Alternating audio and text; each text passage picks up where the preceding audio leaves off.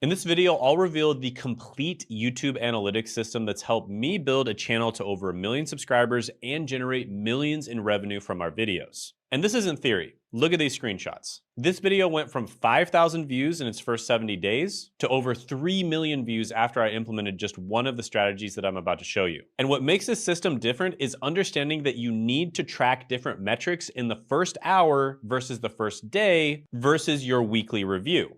And if you're brand new to YouTube, you need to track different metrics than if you've been doing YouTube for a while. And don't worry, I'll explain. But get this wrong and you're basically throwing darts in the dark. Get it right and you'll know exactly why some videos blow up while others flop. And I've taught this exact framework to clients who've gone from struggling to get views to hitting 500K in revenue by understanding what nobody tells you about YouTube analytics. So in this video, I'm gonna be giving away secrets that a lot of people have paid thousands of dollars for. So if you appreciate that, go ahead, hit the like button, and let's jump into it right now. All right, so let's talk about how to analyze YouTube performance. So this is my main channel. It's over 1.2 million subscribers now, and it wasn't luck. It wasn't like a blind rock throw. It was data that got me there. But not just any data, reading the right data and interpreting it the right way. And this is the same data that's helped some of my clients go from struggling to get views to hitting 500K a month in revenue, right? So this is my client, Sean. I have other clients like Nicole, who went from 85 subscribers all the way to making over $80,000 a month. And a significant amount of that came from reading the right analytics, interpreting those analytics the right way, and then making data-driven decisions. So what to expect in this guide? Well, first we're gonna go over why looking at analytics matters beyond just ego,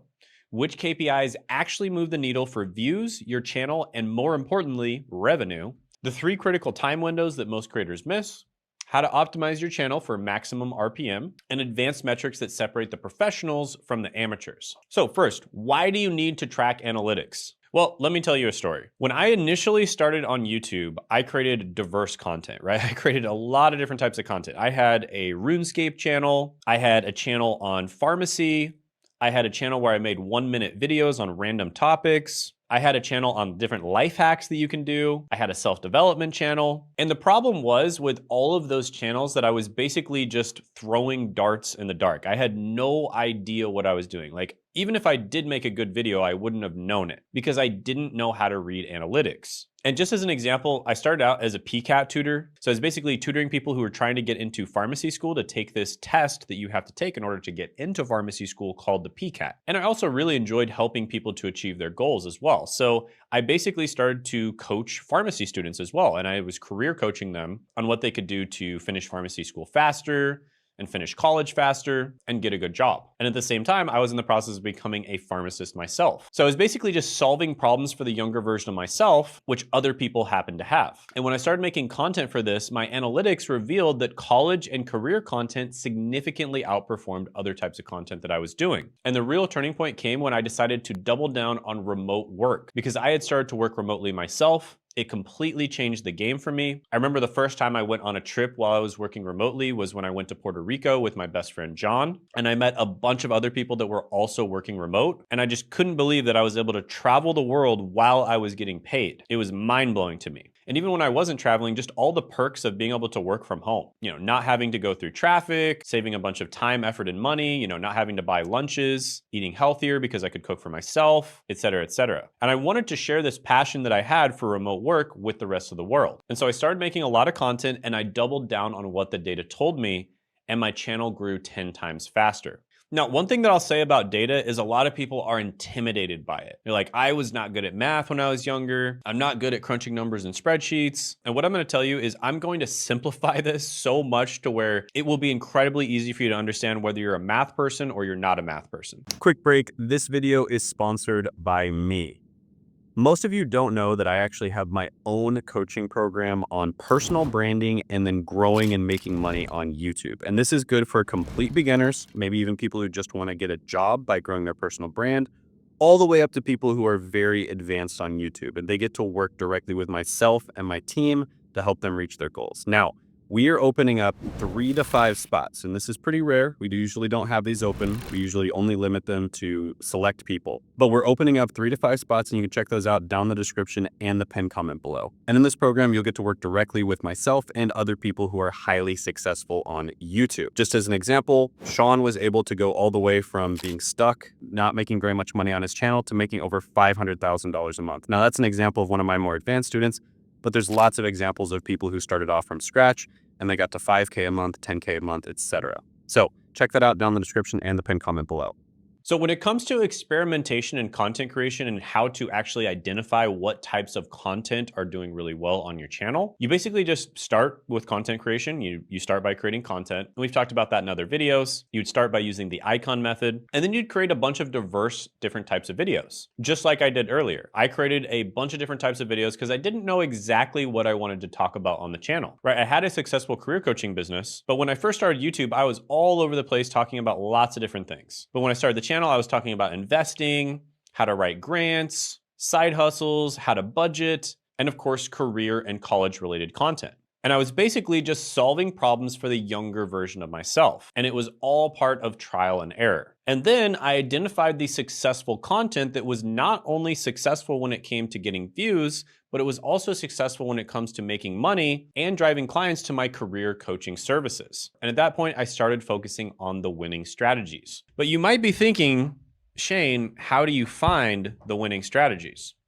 Well, I'm glad you asked. First, you want to look at video performance, which is the core metrics for a video success. And you want to look at the first hour, the first day, and you want to have a weekly review as well. And then of course, you can look back on your older content too, which we'll go over down the line. And if you get this right, you'll know exactly why some videos blow up while others flop. So let's talk about part one, the first hour analysis, which is the critical window. So you uploaded a video. Now what? Well, we need to look at your video's first hour impression with the algorithm. And this is kind of like having a first impression at a job interview. It matters a lot. So what exactly are we looking at in this first hour? Well, first of all, you want to publish the video, you want to do the comment management, and then in the first hour, you want to pin the important comments as soon as they're live. And when you read the comments, you might see some really important ones that viewers bring up that may need immediate attention. So it's a really good practice to do this, but the real reason that you're going to be doing this is because you want to pay attention to the analytics. This is kind of like launching a rocket, right? Everyone, when the rocket first launches, is dialed in, right? They're all paying attention, they're all communicating with each other. And after this successful launch, when the rocket is flying through space, they don't have to pay as much attention. But the first hour is crucial because it's basically like you're launching a rocket. And the first thing that you want to monitor in the first hour, other than views, of course, is your click-through rate or your CTR. And you want to monitor metrics via YouTube analytics. And then 1 hour after the video is launched, you look to see if the CTR is performing well as the views, right? So if you have low views and low CTR, you need to create a new design for your thumbnail and then change it every hour until your click-through rate improves. However, if you have good views and your click-through rate is performing well, then you don't need to do anything. Now, I will say that when you first begin on YouTube, this is not as important because if you don't have any videos up, you won't have any videos to compare your other videos to. But generally speaking, below 4% click-through rate and lower than average views indicates issues with the thumbnail or title. And above 4% click-through rate, assuming the views are either average or above average, suggests an effective thumbnail and title. Now, what about a situation where the views are above average, but the click-through rate is below average? Well, in that situation, you still would do nothing. And I'm gonna explain exactly why that is here in a bit. In fact, I'm gonna show you videos where the click-through rate was below average, but the video did extremely well. Now, if you're a little bit more advanced on YouTube, you might be thinking, Shane, why not just split test thumbnails? And if you already have a channel that's doing well, you absolutely should be doing that. But the first few hours are different. In fact, I recommend not split testing thumbnails in the first few hours, right? So if you're not familiar with this, there is a thumbnail split testing feature inside of YouTube Analytics, and it does it automatically. You can upload multiple thumbnails and it will split test them automatically. But again, I don't recommend doing that in the first few hours. Now, if you have decided that you want to keep the thumbnail, you're going to maintain current design and analyze performance. And if you want to change the thumbnails, you're going to create multiple designs and test and optimize the CTR. The exception to this is if your video is getting far more views than usual, but the click-through rate is low, then just leave it alone. And one of the most powerful tools in our arsenal is A/B testing thumbnails. And this is something that you can do after the first few hours. Now, this is also something that I don't recommend doing when you first start your channel, simply because you won't be getting enough views to reach statistical significance. meaning you might be A/B testing your thumbnails for like 3 months before you even reach statistical significance, and it's probably not worth your time at that point. However, if you have a bigger and more advanced channel, you absolutely should be doing A/B testing every single time. And if you're not aware of what A/B testing is, it's basically where you just have 2 different thumbnails and you test them against each other. You can do this in YouTube Analytics, and it will pick the winner and automatically set that as your base thumbnail. Now, one thing to note is when videos get pushed more in browse features, your click-through rate will naturally drop a bit as you reach a broader audience. But that's a good sign. It means YouTube is promoting your content to a wider audience. So just as an example, some of my best videos have some of the lowest click-through rates on my channel. So you can see this one has a 4.2% click-through rate, which is relatively low, and it's getting promoted in browse. And it got a good amount of views, almost 300,000. So pay attention to where your initial traffic is coming from. Browse means that it's coming from the home page. And that's a good thing because that means YouTube is promoting your channel to a wider audience. And in a moment, we're going to be talking about the other 2 areas that YouTube is going to promote your channel in as well, which are search and suggested. But first, let's talk about the first 24 hours analysis, the trajectory indicator. So at this point, you were paying attention during the first hour, you might have changed the thumbnail a few times, and you saw some positive results, and so you stopped changing the thumbnail. Now, the first thing I like to do is wait until 24 hours after, and then I look at my traffic source breakdown. And there's 3 main traffic sources. Search traffic is what happens when people actively look for solutions to their problems. So they search for something at the top of YouTube and items related to their search pop up. And this is an example of a video that got promoted heavily in search. Now you might notice that the click-through rate is quite high here, even considering the fact that this video got over 1 million views. It had an incredible 7.9% click-through rate. You might also notice that only 10.5% of views came from recommended. Recommended, generally speaking, means it was promoted in browse, which means it was promoted on the home page. So this one did not get promoted very much on the home page. And instead, 87.8% of traffic came from YouTube search. Now, one thing about viewers that come in through search, aka they were actively searching for a solution to their problem, and then they ended up clicking on your content, is they're more likely to click, they're more likely to watch longer, and they're ultimately more likely to convert into customers. Why? Because like I said before, they're actively looking for a solution to their problem. And so if you offer a solution in the form of an affiliate link or your own product or service, they're much more likely to actually buy your stuff. And this is the closest thing to passive income on YouTube. I have videos that I posted over 5 years ago now that are still bringing me clients. For instance, this video you can see here, the UTM was posted in 2019. And that's basically what we use for tracking. And this person booked a call and they became a client. And every time you post a video and it gets promoted in search, it could potentially get promoted for 10, 15, even 20 years. There are videos that were posted about 20 years ago now that are still getting views on YouTube. And so every time you post a video like this and it gets promoted a lot in search, it's almost like a little soldier that's only job is to go out every single day, 24 hours a day, and get you views, subscribers, and make you money. Now, browse traffic comes from YouTube's homepage recommendations. Oh, this is what it looks like. And this is much harder to get because you're competing with massive channels, right? You're basically competing against Mr. Beast, but it is the fastest way to grow. And we're going to talk about a strategy where you can get promoted in browse as well as search. And then finally, there's suggested traffic. And this comes from the sidebar when someone's watching another video. And this is what it looks like inside of analytics. So this is a video that primarily got promoted through suggested. Now, it's much more difficult to aim for getting a lot of suggested content.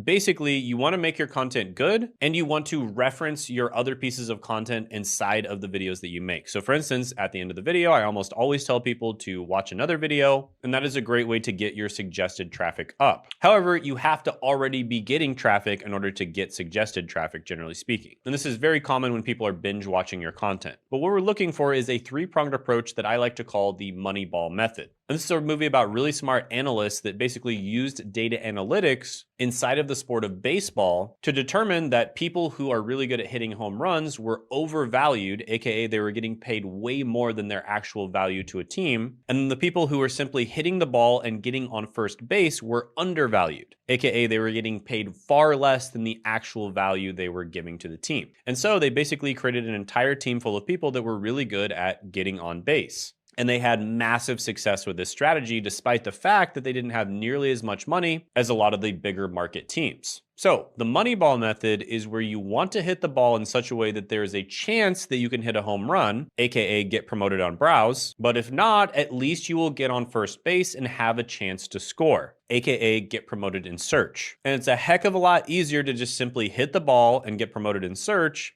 than it is to hit a home run. But basically, you want to put your search term as close to the beginning of your title as possible, but you also want to make your title attractive, right? So you want to make your title attractive to click on, but you want to make it search friendly. And so your search term needs to be as close to the front of the title as possible because it's much more likely that you'll get promoted in search this way. And additionally, when it comes to selecting your videos in the first place, you want to use the icon method, which is basically finding winning ideas. And then you use the holy trifecta, which is kind of like the marketing or the packaging of your video, which is how you make the thumbnail, the title, and the intro, and how you make sure those three things are good and they're also congruent with each other. So we're not going to dive deep into that in this video because this is all about analytics. So like I was talking about before, check your click-through rate. So you might be thinking, is a low click-through rate of 3 to 4% a bad sign for my video? Not necessarily. It can actually be a good sign if your video is getting a lot of views. And some of my best videos have the lowest click-through rates. Like this one, for instance, they got over 1.5 million views despite the 3.6% click-through rate. Why? Because it got promoted on the home page a lot and it went to a much wider audience. AKA it went to a colder audience that was much less likely to click on the video, right? So you can see that it got promoted heavily in browse. Second was suggested, and then third, all the way down at only 7.4% was search. So it makes sense that this video had a low click-through rate because it got promoted so heavily to a wider audience. Whereas this is a video on a very similar subject and also got a lot of views, but the click-through rate is 8%. Now, if you've been paying attention, you can probably guess why this is, right? 8% video, 954,000 views. Very similar subject. Why do you think the click-through rate's so high? Well, it's because it got most of its traffic from search, right? Search is number one here. And like I said before, people who are actively searching for solutions to their problem, if they see your video, they're likely going to click on it. So in this way, there's really no good or bad click-through rate because context matters. If you're getting a lot of views, a lower click-through rate is expected because you're reaching a broader audience. If you're primarily getting browse traffic, your click-through rate will naturally be lower as well. And if your video targets a mass market audience, your click-through rate will typically be lower over time. Why? Because it's going to appeal to a wider audience that's less familiar with you and is also less likely to be interested in the video. However, if you're targeting a very niche audience, the algorithm will very likely only show it to those types of people,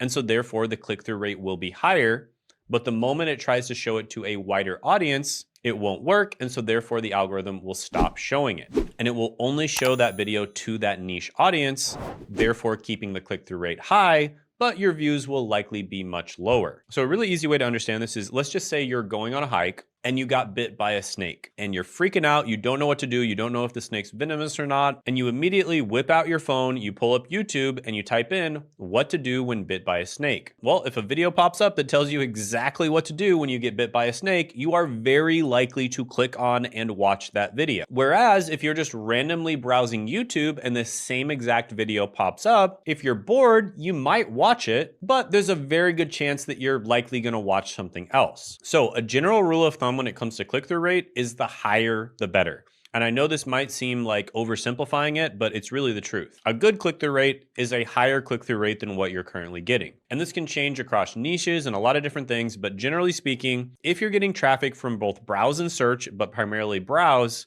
aim for at least a 4 to 6% click-through rate. And if you're primarily getting search traffic, you should be seeing a 6 to 10% click-through rate. But with that being said, there are exceptions. For instance, if you're making news style content and you make a video on news that just came out, you might notice that your click-through rate is very high because there's a massive amount of demand for that particular event that just happened. But usually this will only last a very short period of time and then the video will die. However, if you're not making news style content, by the end of the first 24 hours, you should have a clear trajectory for your video and understand what actions to take. So this is the point where it's a good idea for you to split test thumbnails if you have a big enough channel and you're getting enough views. If you're not, absolutely do not waste time split testing thumbnails because it's likely going to be months before you get to a level of statistical significance where it'll actually choose one thumbnail over the other. All right, part 3 is weekly monitoring. And this is an incredible growth strategy. When I started doing this, this is when my channel really took off. So here's kind of an overview of how we do weekly monitoring. We like to do data from the last 28 days,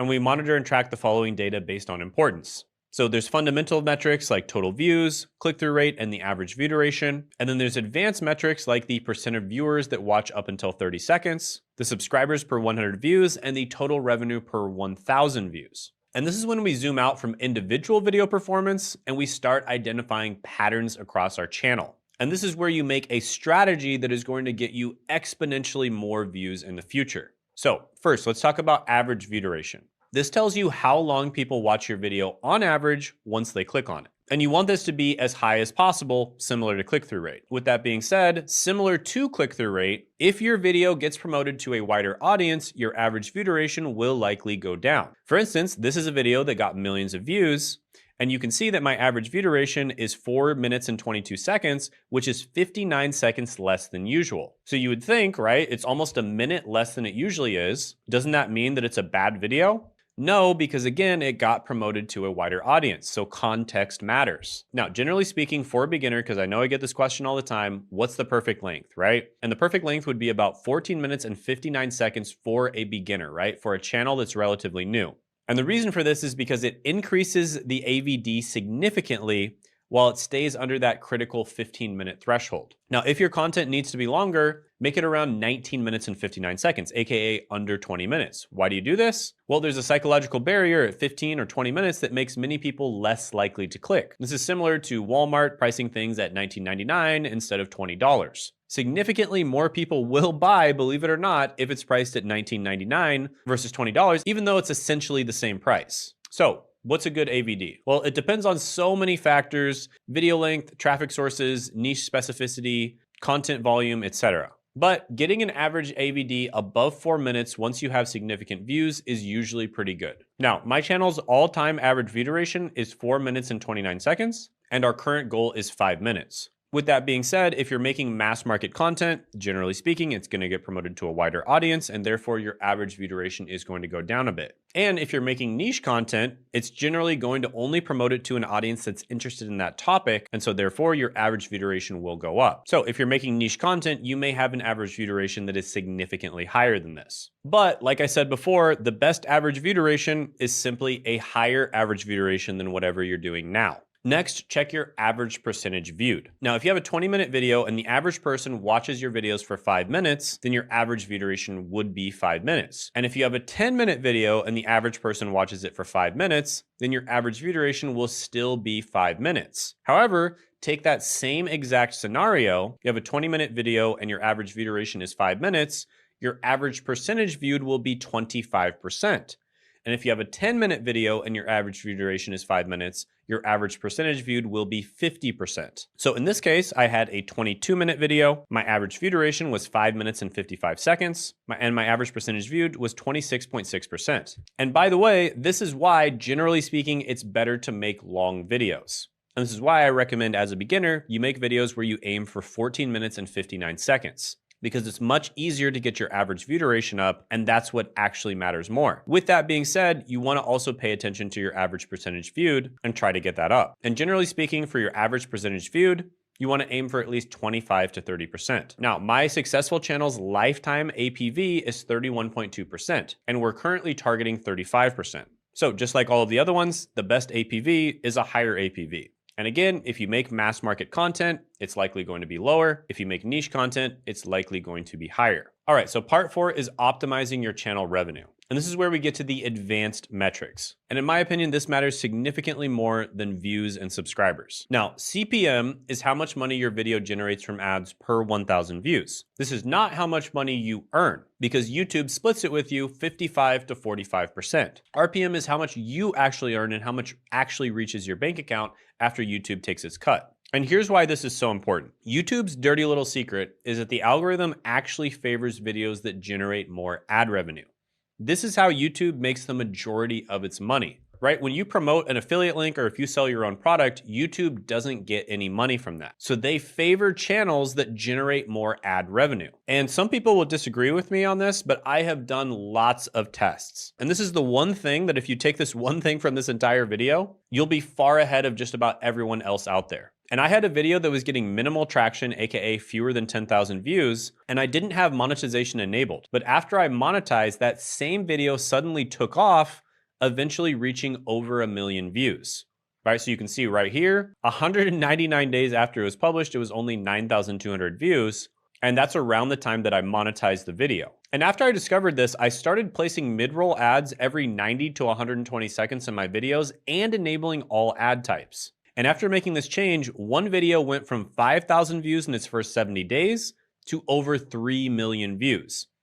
And this was that video. And here's more proof. I've even tested using slightly different keywords and titles that advertisers pay more for, even though the contents of the video were about the same. So for example, this was true at least in the past, it may not be true now, but videos using the keyword term college degrees in the title would get significantly more views than nearly identical videos using college major, even though for the context of the video, it was essentially the same thing. Here's an example. Now this was a while back, but you can see that these videos have very similar stats, except for the fact that the top one got way more views. And the only real difference between the two videos was the fact that I used the term college degrees in the title. And if you use SEO tools like Keywords Everywhere, you'll see that college degrees and college majors get around the same search volume, but college degrees was getting paid $8.94 per 1,000 views, whereas college majors was only $1.28. And so it makes sense that they would promote that one significantly more. So the algorithm favors videos that make them more money, period. YouTube is a company, they want to make more money.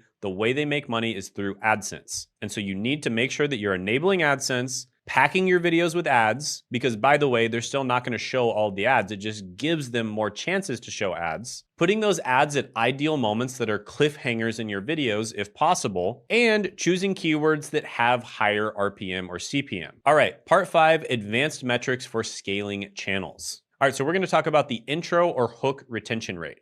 And this is the percentage of viewers who make it to the 30-second mark. Now, this metric directly impacts how aggressively the algorithm will promote your video, because the more people that you can keep in the intro, the more people are going to continue watching your video. So the intro is incredibly important for hooking people in and convincing them to watch the rest of the video. And a strong hook drives complete video views. And viewers engaged in the first 30 seconds typically watch the entire video. And this is something that we monitor because it's a way of telling how good the intros are and telling how good of a job the video editors did when they edited the intro. So this is another one that's gonna change depending on the niche. But with that being said, we aim for 65 to 70% retention in the first 30 seconds. Next is subscribers per 1,000 views.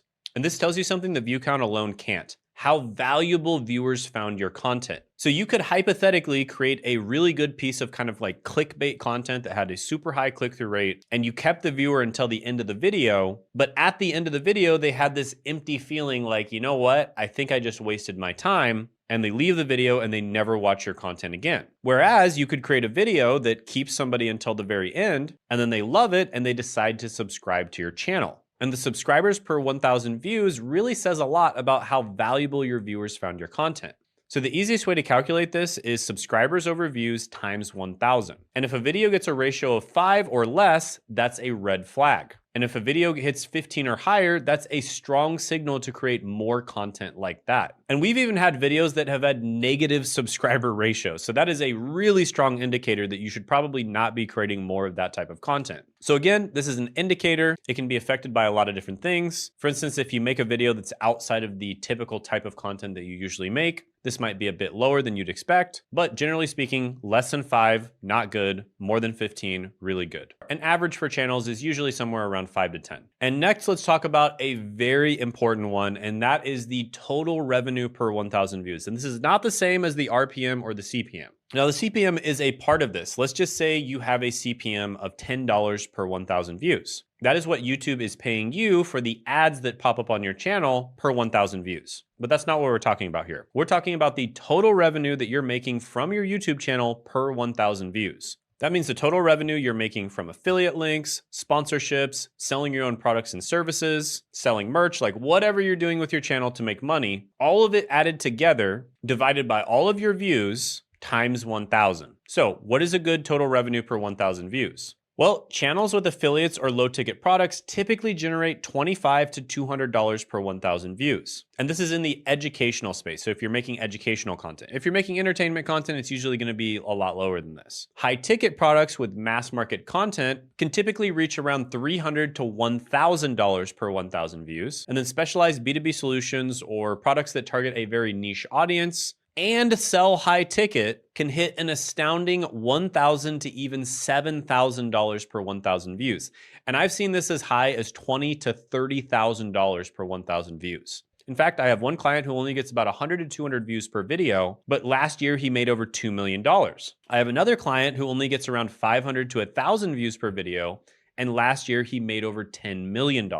So they have astronomically high revenue per 1,000 views. And this is what happens when you sell high ticket products and services and you sell it to a niche audience of people that actually have money. Now, I actually did an audit of a bunch of different channels, and these are channels that publicly revealed their income. And I looked at the date that they revealed the income, cross-referenced it with how many views they got according to Social Blade, and then looked at what they were selling on their channel, and I was able to determine an approximation of what their revenue per 1,000 views is. So if you want to pause the video and look at a bunch of different channels, you can see exactly what I'm talking about. So the next question is, should you sell low ticket or high ticket? Well, the pros of low ticket is there is a lot of passive income potential, and it's a simple funnel setup, right? You make some type of low ticket product, you set up the funnel one time, and you can sell those products passively for the next 10, 15 years, as long as the video stays up and it keeps getting views. The cons here is usually, paradoxically, low ticket products require extremely high production quality because usually you're selling to a mass market audience and they care about stuff like editing. There's also a lower revenue ceiling, and you typically have to have very sophisticated marketing, right? So you have to be really good at making a good landing page, really good at collecting people's emails, and then sending them good emails to actually sell the product. High ticket offerings, on the other hand, have high revenue potential, very simple marketing, and there's less focus on production quality. Niche, sophisticated B2B audiences, generally speaking, don't care all that much about the production quality, and they really just care about the value of the content itself. Now, the cons here is it does require a personalized service. So typically you're gonna be selling a high ticket coaching offer or an agency offer or a service, and usually you will need expert human beings actually carrying that out. So it's a lot harder to do than making like a resume template or something like that, like a low ticket offer. So some examples of low ticket offers would be resume templates, a mini course, Notion templates, thumbnail templates, PDFs, guides, ebooks, etc. So typically you have a need for a team and it's not hands-off, right? And one of the biggest downsides of selling high ticket offers is you typically are going to sell them over the phone, right? So you're gonna have to either do the sales yourself or hire a salesperson. However,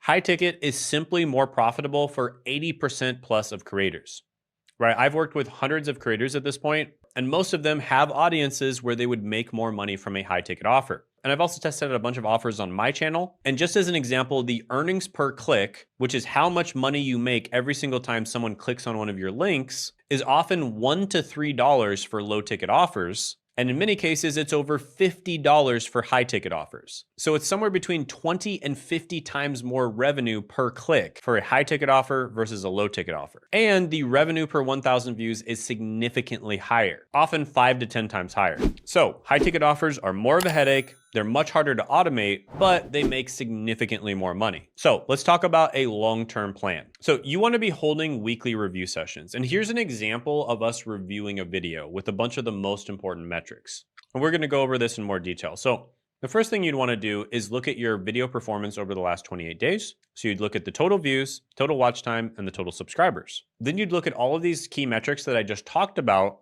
for each video. And this is literally exactly what we do. Right, these are the exact slides that we make. They don't have to be this pretty, but we like to make them, a little bit easier to look at. And we go over all of these metrics that I just talked about. So here are a few examples. And then you want to think, what did the videos that did well have in common? And what did the videos that didn't do well have in common? And this is where you want to get really analytical And I like to meet up with my whole team and go over these. And I like to pay more attention to the ones that did well than the ones that didn't do well. So if a video did really well, chances are we are all going to watch that video right there, and then we're going to have a discussion about what made the video do so well. Was it the thumbnail? Was it the title? Was it the intro? Was it the general idea? Was it the format that we used, right? Was it because it's a listicle or because it's a how-to video? All right, guys, for 1 month only, we are accepting people into our coaching program, Content Growth Engine, where we help you to grow and make money from your personal brand. Now, this can apply to people who are just trying to get a better job, just grow their personal brand to get a better job. Literally the best way to do this. For instance, one of our clients, Josh, was able to get an offer from 2 different FANG companies, which are the hardest companies in the world to get into, even harder than Ivy League universities. Using his personal brand, or just as a side hustle, right? Just as a way to make a little bit of extra money on the side. We teach people how to do this, or people who are already making money to make more money, or people who already have a full-fledged business and they're crushing it, and they're, already have a successful YouTube channel and they want to optimize their YouTube channel and make even more money. So we've worked with literally every one of those types of people. And what makes our system so good is that we combine all of the best practices of building a personal brand, but we use AI to scale things to make it 10 times more efficient. It's something that no one else has ever discovered. It's an amazing opportunity, and that's why I'm so excited to share it with you. So we are accepting 3 to 5 people into the first cohort. You need to be very dedicated, right? Do not apply if you're not super dedicated to growing your personal brand. So you have to be serious, you have to be dedicated, you have to be willing to put in the time, effort, and money that it takes to grow a personal brand. So if that's you, go ahead, apply in the description in the pinned comment below, and hopefully we get to work together. Have a good one. Bye. Another thing you want to do is, if you have a team, assign specific KPI ownership. As an example, the average view duration is likely going to be assigned to the video editor, and the click-through rate would be assigned to the thumbnail designer. And if it's all you, then just own all of your KPIs. Now, we're going to go over this in much more detail in the operations video. But with that being said, here is our KPI ownership for the different positions on our team. Now, additionally, you can give bonuses to people if they're able to meet or exceed their KPIs. Just as an example, we give a bonus to our video editors, our scriptwriters, and our thumbnail designers whenever they get a video that gets over 100,000 views within the first 30 days, or if they get a video that gets over 1 million views, period. Now, there's going to be some amazing resources down in the description and the pinned comment below that's going to go in more detail on how all of this works. So definitely check that out. And also, if you're a busy business owner, AKA you're a YouTuber who wants to take YouTube very seriously, or if you're a coach, consultant, online service provider, or agency owner that wants to get more clients using YouTube and build your brand, then go ahead and click down below to apply for a free demo call where we will diagnose your current situation, figure out what your goals are, make a plan to get you from where you are to where you want to be, and then see if we are a good fit to work together or not. And also check out this video right here on how Thomas was able to completely remove himself from his 8-figure business by clicking right here.